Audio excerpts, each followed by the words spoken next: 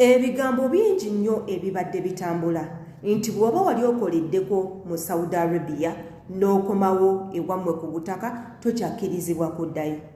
Amawulire amalungi ge gano era nga gassanyu.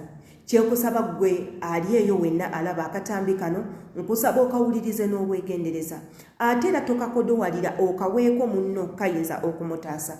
Komentinga tumanye endowooza yo ku butambi nga buneeno.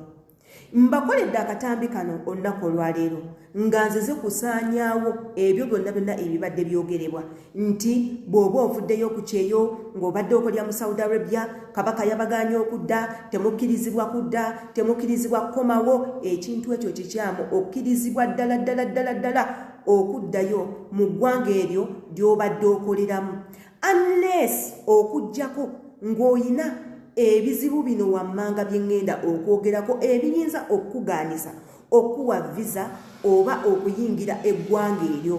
Era ebizibu bino bye tugenda okwogerako twogera ku bizibu ng'emisango.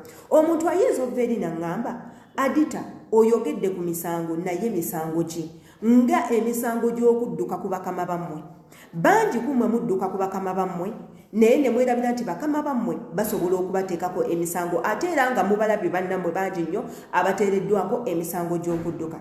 Emisango gy'obutemu oba egy'obubbi nga mukama wo yali akuloopyeko mu bufunzefunze nga baali bakuloopyeko ne bakuteekako omusango gwonna munnange tojja kubaguukirizibwa kuddayo mu ggwanga eryo nga wakomawo. Immwe mwenna abayina contracts nga zikyagenda mu maaso ze ziriwa okomyewo obadde okola okomyewo okuwummulamu mu ggwanga lyo erya Uganda n'oyagala ate okyuse ogende ewalala eyo ekyaba eba tugiyita running contract nti ekyalimu mu system ekola. Bw'oba nga tewagikansolinga contract yonna nga tewagikansolinga eba ekyatambula oba obalirwa ng'omuntu akola ewantu w'omuntu. Naye ate nammwe abatayina bizibu ng'ebyo ebibaleetera okubakugira musobola okugenda mutya igwe olina kubeera na passport yo ne visa yo ne air ticket ojja kubanga ogenda.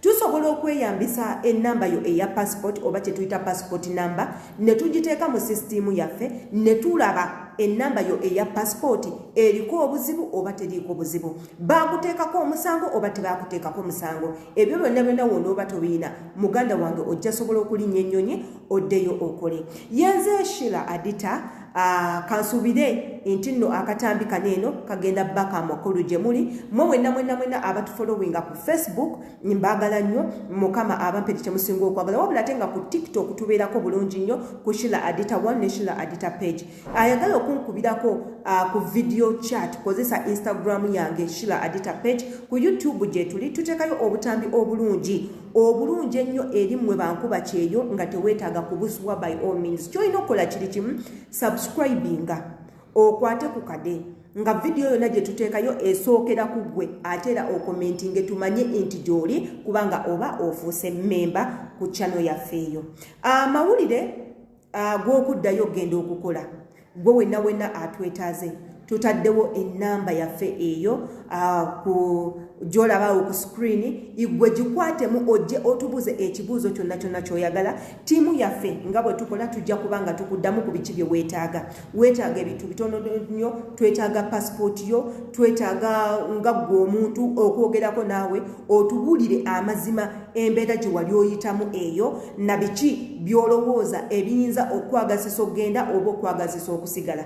Jangu obeere honest naffe otubuulire embeera yo tumanye ki ekyokukolera. Nammwe mwenna abeetaaga okugenda obugenzi jangu obeere nga otutuukirira tujja kuba nga tukola ku nsonga zo ez'okukola ki ez'okugenda oddeyo oyiye. Togetinga stuck mu nsi muno, togetinga stuck ng'okomyewo wakati olina kyakukola emirimu gibuze tolina kyakulya otandise okusiiwuuka ogende eno nedda.